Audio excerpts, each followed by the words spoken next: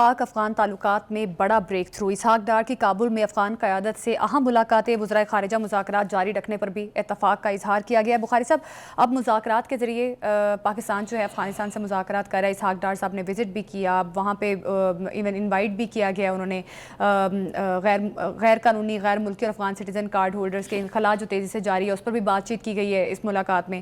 بخاری صاحب، کیا لگتا ہے مذاکرات کے ذریعے کوئی راستہ جو ہے وہ نکل سکتا ہے؟ مجھے لگتا یہ ہے کہ یہ اونٹ اب کسی کروٹ بیٹھ گیا ہے، اس لیے کہ جتنی ٹینشن تھی، آپ کو یاد ہے پچھلے مہینوں میں، بلکہ پچھلے 1.5 سال سے جتنی شدت کے ساتھ وہاں سے ہمارے اوپر حملے ہو رہے تھے، ٹی ٹی پی کے جو لوگ ہیں وہ وہاں سے اسلحہ لے کے، وہاں سے فورن فنڈنگ لے کے، اور جس طرح سے پاکستان کے اندر اندھیر مچائے ہوئے تھے، خاص طور سے بلوچستان اور کے پی کے صوبوں میں، اس کے لیے بہت ضروری تھا کہ حکومت پاکستان اور حکومت کابل جو ہے وہ مل بیٹھ کے کوئی ایسا راستہ نکالیں۔ اب دیکھنا یہ کہ یہ راستہ نکلا کیا ہے، کہ پریشر کیا تھا، اصل میں ہوا کیا ہے۔ دیکھیے، ایک تو یہ ہے کہ چائنا جو ہے وہ پاکستان اور افغانستان دونوں کا دوست ہے، اور چائنا میں مجھے یاد ہے کہ ایک 6 فریق کی ملاقات ہوئی تھی، جس میں افغانستان تھا، ہم تھے اور چین کی قیادت تھی۔ تو اس میں یہ ریئلائز کیا گیا کہ اگر سی پیک کو کامیاب بنانا ہے تو اس کے لیے افغانستان میں امن ہونا بہت ضروری ہے، کیونکہ اس کے بغیر جو ہے وہ سی پیک کی کامیابی جو ہے اس کے اوپر سوالیہ نشان اٹھ رہے تھے۔ بالکل۔ تو میں سمجھتا ہوں کہ اس کو ریئلائز کرتے ہوئے چائنا نے یہ رول پلے کیا ہے، جس کی وجہ سے افغانستان مولڈ ہوا ہے، یا یوں سمجھیے کہ has come down to terms. لیکن اس کے علاوہ بھی ایک حقیقت ہے، اس کا بھی ذکر کرنا بہت ضروری ہے۔ اگر آپ کو یاد ہو تو ایک رپورٹ جمع کرائی گئی ہے اقوام متحدہ میں، جو انویسٹیگیشن بیسڈ ہے، کہ جو اسلحہ تھا امریکہ کا چھوڑا ہوا، وہ آدھا تو ویسے ہی غائب ہے، اچھا، اور آدھا جو ہے وہ بقول کابل گورنمنٹ کے وہ غیر محفوظ ہاتھوں میں جا چکا ہے، جس میں داعش ہے، جس میں القاعدہ ہے، جس میں ٹی ٹی پی ہے۔ تو یہ خوفناک صورتحال ہے۔ اگر آپ کو یاد ہو کہ یہ رپورٹ جو ہے اس کو افشا بھی کیا تھا بی بی سی نے، تو یہ ہمارے ملک کی رپورٹ نہیں ہے۔ دوسری بات یہ کہ ہم نے خود یونائٹڈ نیشن میں ایک درخواست جمع کرائی تھی کہ جتنے بھی لوگ ہم نے پکڑے ہیں دہشت گردی کی کارروائیوں میں، ان کے پاس سے جدید امریکی اسلحہ جو ہے وہ برآمد ہوا ہے، تو یہ اسلحہ جو امریکہ چھوڑ گیا تھا یہ ہمارے خلاف استعمال ہو رہا ہے۔ یہ دوسری ریزن ہے۔ تیسری ریزن یہ ہے کہ ٹرمپ نے آنے کے فوراً بعد یہ کہا تھا کہ جو ہم نے اسلحہ چھوڑا تھا واپس کرو کابل کے۔ تو یہ 3 نکاتی یا 3 طرفی پریشر جو ہے، اس نے بھی مجبور کیا کابل گورنمنٹ کو کہ وہ پاکستان کے ساتھ مذاکرات کو نہ صرف اوپن کرے بلکہ اسے نتیجہ خیز بنائے۔ تو یہ 2 پریشر میں نے آپ کو بتا دیا، ایک دوست ملک کا، اور دوسرا یہ جو تینوں طرف سے اس کو گھیرا جا رہا ہے۔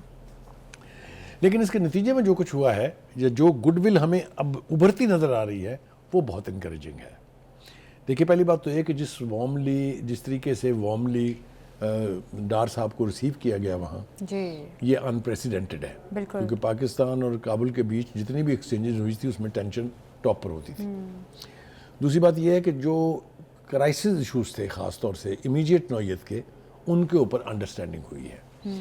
جو ہم تک پہنچی یہ بات ہوئی ہے کہ 4 نکات ہیں جس کے اوپر اصولی فیصلے ہو گئے ہیں، اور دونوں ہی حکومتیں اس پر سختی سے عمل پیرا ہونے کے لیے آمادہ ہیں۔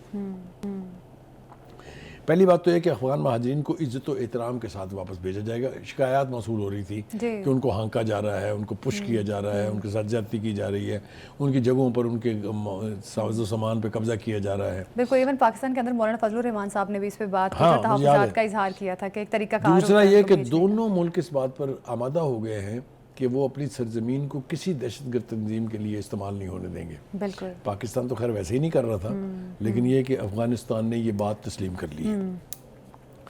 اور دوسری بات یہ ہے کہ ٹریک اینڈ ٹریڈ سسٹم سے افغان ٹرانزٹ گڈز میں تیزی آ سکتی ہے۔ اس سسٹم سے دونوں طرف کا فائدہ ہوگا، کیونکہ ہمیں بھی اس کے اوپر ریونیوز ملیں گے، اور جو افغانستان جو کہ ایک لینڈ لاک کنٹری ہے اس کے لیے یہ ایک اوپننگ بھی ہوگی۔ 30 جون سے 2025 کو transit track and trade system فعال ہو جائے گا۔ صرف این ایل سی کافی نہیں، مزید 2 کمپنیاں بھی شامل کر دی گئی ہیں، یعنی جو ایکسچینجز ہیں گڈز کی ایک دوسرے کے ملک میں، اس کے لیے 3 کمپنیاں اور، پہلے صرف نیشنل لاجسٹک سیل والے ٹرک جو ہے وہ جایا کرتے تھے۔ اسی طرح سے بیچ میں سے یہ شروع ہو گیا تھا کہ جی بینک گارنٹی دیا کریں آپ، اور انشورنس پلس A++ گارنٹی جو ہے وہ ہم نہیں مانیں گے، جس نے کاروبار دونوں ملکوں کے درمیان آلموسٹ ختم کر دیا تھا۔ آئندہ بینک گارنٹی کی بجائے اے پلس انشورنس کمپنیوں کی گارنٹی قبول کر لی جائے گی. یہ وہ اقدامات ہیں جو فوری نوعیت کے تھے، کیے جانے چاہیے تھے، جس سے دونوں ملکوں کو فائدہ ہوگا. اس کے علاوہ ایک اور بڑی بات یہ ہے کہ ہم نا تاپی گیس جو ہے اس کے بینیفیشری ہیں، اس نے ہم تک پہنچنا ہے اور ہمارے ہاں سے ہو کے وہ آگے انڈیا بھی جائے گی. تو دو طریقے ہیں. ایک تو یہ کہ ہمیں سینٹرل ایشین ریپبلکس یعنی جو وسط ایشیائی ریاستیں ہیں، خاص طور سے مسلم ریاستیں، اگر ان کے ساتھ کاروبار کرنا ہے تو Afghanistan has to be part of it. دوسری بات یہ ہے کہ جو تاپی گیس پائپ لائن ہے اس میں کئی ہزار کلومیٹر جو ہے افغانستان میں سے گزر کے آنا ہے. تو اگر افغانستان کے ساتھ ہمارے تعلقات ہی ٹھیک نہیں ہوں گے تو گیس پائپ لائن کیسے آبجیکٹیو ہوں گے؟ بالکل بخاری صاحب، ان تمام یقینی طور پہ ان تمام تر معاملات کے لیے ہمارے افغانستان کے ساتھ تعلقات اچھے ہونا بہت ضروری ہے. بخاری صاحب، کیا لگتا ہے ابھی جس طرح سے افغانستان کہہ رہا ہے کہ دہشت گردی کے لیے ان کی جو سرزمین ہے وہ استعمال نہیں ہونے دی جائے گی، کیونکہ افغانستان نے اسے قبل جب پاکستان پہلے بھی پوائنٹ آؤٹ کرتا تھا کہ جو بھی دہشت گرد تنظیمیں ہیں ان کو کنٹرول کیا جائے، تو افغانستان کی جانب سے یہی کہا جاتا تھا کہ یہ ہمارے مہمان ہیں. TTP والوں کو بھی کہا جاتا تھا کہ ہمارے مہمان ہیں. تو کیا لگتا ہے مہمان جو ان کی دہشت گرد تنظیموں کو کہنے والے لوگ، کیا لگتا ہے کہ آپ کو کل کو دہشت گردی کے لیے زمین استعمال نہیں ہوگی افغانستان کی؟ میرے خیال سے TTP کو جتنی فیسیلیٹیشن انہوں نے کی ہے اس کا نتیجہ بہت نیگیٹو نکلا ہے. اس لیے کہ وہ خود کابل گورنمنٹ کے ایک ترجمان نے یہ کہا کہ اب تو وہ ہمارے بھی قابو میں نہیں ہے. جی آپ کو یاد ہوگا. بالکل. تو کہنے کا مطلب یہ ہے کہ یہ TTP کو کنٹرول کیے بغیر پاکستان اور کابل کے تعلقات کبھی بھی پرامن نہیں ہو سکتے. میں سمجھتا ہوں کہ اس حوالے سے بہت بڑی پیش رفت ہوئی ہے اور دونوں ملک مل کے ان کے سلیپر سیلز جو ہیں، ان کے جو ٹھیے ہیں جہاں ان کے ٹریننگ سینٹرز ہیں، ان کے اوپر یعنی ریڈ کریں گے. جس طریقے سے یہاں ہو رہا ہے انٹیلیجنس بیسڈ آپریشن اتنی برق رفتاری سے ہو رہے ہیں اور کتنی بڑی تعداد میں خوارج جو ہیں وہ جہنم واصل ہو رہے ہیں. تو اس سے اگر انفارمیشن ایکسچینج ہونی شروع ہو گئی، انٹیلیجنس انفارمیشن بٹوین پاکستان اور کابل، تو ان کا کلا کما جلدی کرنا ممکن ہو جائے گا. تو میں یہ سمجھتا ہوں کہ دونوں ملکوں کے بیچ وہ روایتی تعلقات اگر بحال ہو جاتے ہیں جس میں ہم افغانستان میں امن کے لیے اپنی کوششیں کریں اور افغانستان پاکستان میں امن کو تباہ کرنے کی تمام کوششوں کا کلا کما کرے، تو یقینی طور پر دو ہمسایہ ممالک اور مسلم دو ہمسایہ ممالک کے طور پہ ہم دونوں کی سوسائٹیز ترقی بھی کر سکتی ہیں اور امن بھی قائم ہو سکتا ہے. تو میں سمجھتا ہوں کہ صحیح سمت میں اب سفر کا آغاز ہو گیا ہے. بالکل بخاری صاحب، صحیح سمت میں سفر کا آغاز تو ہوا ہے، لیکن ہم نے دیکھا کہ انٹیلیجنس بیسڈ آپریشن تو ہو رہے ہیں. ابھی ہم نے بات بھی کی، اس سے پہلے بھی ہم پروگرام میں بات کرتے رہے ہیں. بخاری صاحب، جس طرح سے آرمی چیف نے بھی کہا کہ 1500 سے زائد دہشت گرد ہے جن کو ٹارگٹ آپریشنز کیے جائیں گے تاکہ دہشت گردی کو ختم کیا جا سکے. اب افغانستان جہاں پر 20 سے زائد دہشت گرد تنظیمیں موجود ہیں، ان کو کنٹرول کرنا کوئی عام بات نہیں ہے. تو بخاری صاحب، لگتا ہے کہ افغان گورنمنٹ اتنی کیپیبل ہے کہ یہ 20 سے زائد جو تنظیمیں وہاں پر موجود ہیں ان کو کنٹرول کر لے گی؟ پہلی بات تو یہ ہے کہ جو حوالہ آپ نے آرمی چیف کے 1500 بندوں کا دیا وہ BLA اور جو افغانستان کے سو کالڈ سیلف کلیمڈ ناراض لوگ ہیں ان کا تھا. بالکل.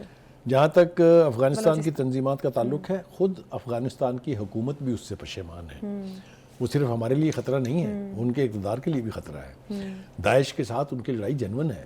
دہشت گرد تنظیم داعش جو ہے وہ افغانستان کی حکومت کا کلا کما کرنا چاہتی ہے. لہٰذا اگر انٹرسٹ کامن ہوگا کہ ان دہشت گرد تنظیموں سے جان چھڑانی ہے تو یہ دونوں ملک، ان میں اتنی سکت بھی ہے، اتنی فورس بھی ہے، اتنی ٹرینڈ آرمی بھی ہے کہ یہ آبجیکٹیو اچیو کیا جا سکتا ہے. آپریشنز بھی ہو سکتے ہیں. وہ جاری رہیں گے اور اب اور زیادہ افیکٹو ہوں گے. بالکل. پاکستان میں امن کے لیے اس وقت کوششیں کی جا رہی ہیں دہشت گردی کو ختم کرنے کے حوالے سے. پاکستان افغانستان سے بھی بات چیت کر رہا ہے اور یہ مثبت بات چیت ہے تاکہ پاکستان میں بھی امن جو ہے وہ آگے جا کے دیکھا جا سکے. اب ایک شارٹ بریک لیتے ہیں، ہمارے ساتھ ہی رہیے گا.